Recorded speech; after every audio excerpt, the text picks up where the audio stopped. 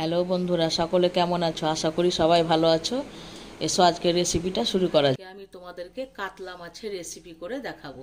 তো চলো উপকরণগুলো দেখিয়ে দিই। কাতলা মাছ নিয়েছি আমি এখানে 5 পিস, লবণ হলুদ মাখিয়ে রেখেছি, 10 মিনিট মতো মাখিয়ে রাখবে।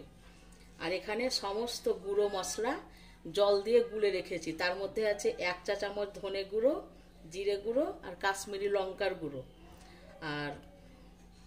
আর নিয়েছি আমি লাল লঙ্কার গুঁড়ো 1 চা চামচ, তোমরা ঝালটা বুঝে দেবে। লবণ নিয়েছি 1 চা চামচ, চিনি নিয়েছি। আর এই চামচের, দেখতে পাচ্ছ বন্ধুরা, এই চামচের 1 চামচ আদা বাটা আর 1 চামচ রসুন বাটা নিয়েছি। সমস্ত মশলা আমি জল দিয়ে গুলে রেখেছি। আর এখানে এই চামচেরই আবার 3 চামচ টক দই ফেটিয়ে রেখেছি। আর একটা টমেটো বড় সাইজের বেটে রেখেছি। আর 2টো মাঝারি সাইজের আলু লম্বা লম্বা করে কেটে রেখেছি। 2টো কাঁচা লঙ্কা চিড়ে রেখেছি।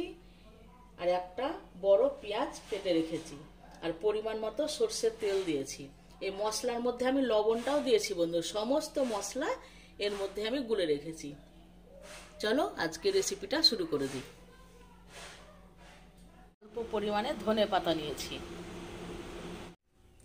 কড়াইয়ে আমি সরষের তেল দিয়ে দিচ্ছি। তেলটা ধোয়া উঠে গেলে আমি মাছগুলো ছেড়ে দেবো। খুব গরম করে মাছ দিতে হবে, না তো মাছগুলো কড়াইয়ে লেগে যাবে। তেলটা গরম হয়ে গেছে, এবার মাছগুলো আমি ওই তেলের মধ্যে ছেড়ে দিচ্ছি।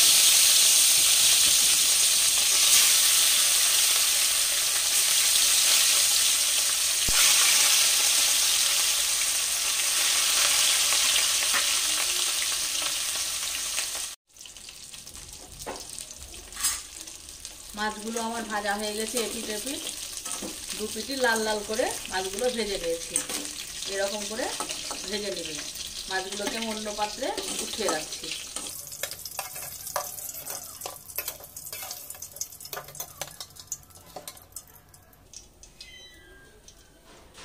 আর তেল লাগবে না মনে হচ্ছে, ওই তেলের মধ্যে আমি আলুগুলো দিয়ে দিচ্ছি।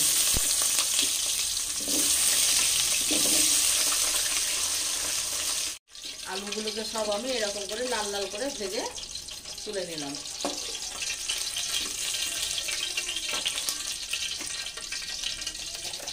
ওই তেলের মধ্যে 5 ফোড়ন দিয়ে দিচ্ছি। কাঁচা লঙ্কা চিড়ে রেখেছিলাম, দিয়ে দিচ্ছি।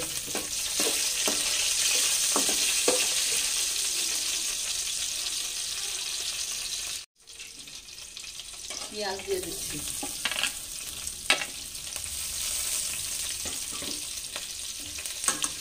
পেঁয়াজটা একটু লাল লাল করে ভেজে নেব।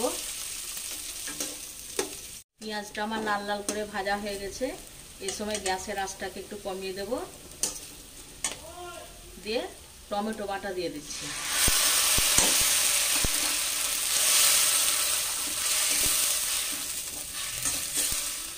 টমেটো বাটাটা 5 মিনিট ধরে কষে নেব। এখন একবার নেড়ে দিচ্ছি। গ্যাসের আঁচটাকে একটু বাড়িয়ে দিচ্ছি।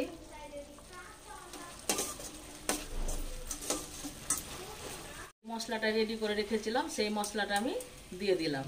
এর মধ্যেই আদা বাটা, রসুন বাটা, ধনে গুঁড়ো, জিরে গুঁড়ো, লঙ্কা গুঁড়ো, কাশ্মীরি লঙ্কা গুঁড়ো, লবণ, চিনি, গরম মশলার গুঁড়ো একসঙ্গে সব যেটা তৈরি করেছিলাম সেইটাকে দিয়ে নেব।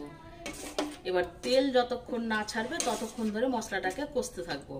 মশলা যত কষবে তত রান্নার স্বাদ দ্বিগুণ হয়ে যাবে। আমি মশলাতে কি কি দিয়েছিলাম আরও একবার বলে দিলাম, কারণ আমি ভুলে যাই আর কি, বয়স হচ্ছে তো। তখন যেমন ধনে পাতাটা দেখাতে ভুলে গিয়েছিলাম, পরে আবার দেখালাম। সেই রকম যদি ভুল হয়ে যায়, তোমরা উপকরণগুলো একবার জাস্ট ফলো করবে বন্ধু। আমার মুখের কথাটাতেও ভুলও হতে পারে। তোমরা উপকরণগুলো করবে, ফলো করবে, আর রান্নাটা ঠিকঠাক দেখবে, টেনে টেনে দেখবে না, ঠিক আছে? এই সময় একটু তেল দিয়ে দেবো। তেলটা একটু আমার কম ছিল, তখন আমি 2 দশন মতন তেল দিয়ে দিলাম।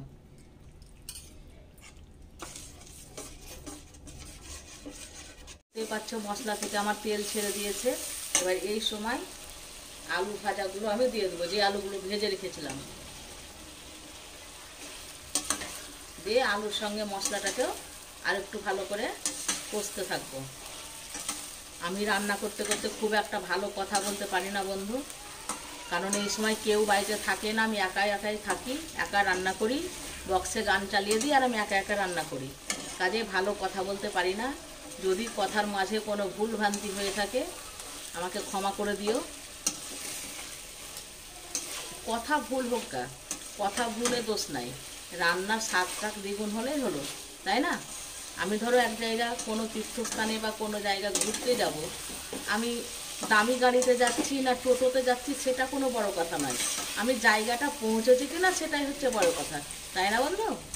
কথার মাঝে ভুল হতেই পারে, এবার রান্নার স্বাদটা কেমন হচ্ছে সেটা তোমরা দেখো। যদি ভালো লাগে অবশ্যই একটা লাইক করো, কমেন্ট করো।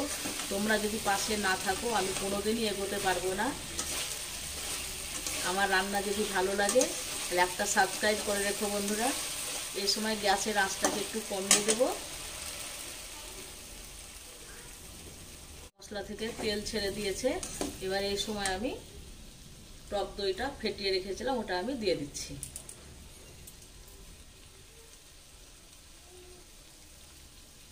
আর বাটি ধুয়ে একটু জল দিয়ে দিচ্ছি।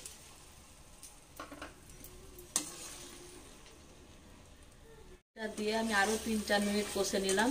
দেখতেই পাচ্ছ কি সুন্দর তেল ছেড়ে দিয়েছে। এবার আমি এক বাটি জল দিয়ে দিচ্ছি।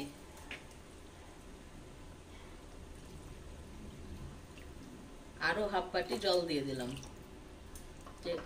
যেহেতু এটা আমি মাছের ঝোল করব, গ্যাসের আঁচটাকে আর একটু বাড়িয়ে দেব। ঝোলটা ফুটে ওঠা অবধি অপেক্ষা করব, তারপরে মাছগুলো ছেড়ে দেব। ঝোলটা ফুটতে লেগেছে, এবার এক এক করে মাছগুলো আমি ছেড়ে দিচ্ছি।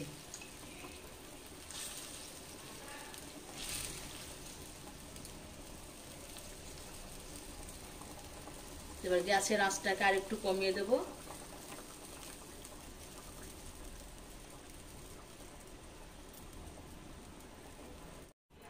মাছটা দিয়ে 3 থেকে 4 মিনিট ফোটাবে।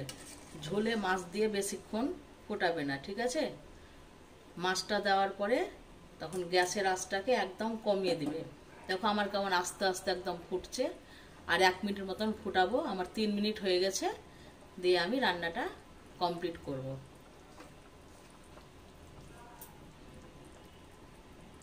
এসেছে, এই সময় আমি অল্প পরিমাণে ধনেপাতা দিয়ে দিচ্ছি, খুব সামান্য ধনেপাতা দিয়ে দিচ্ছি আমি।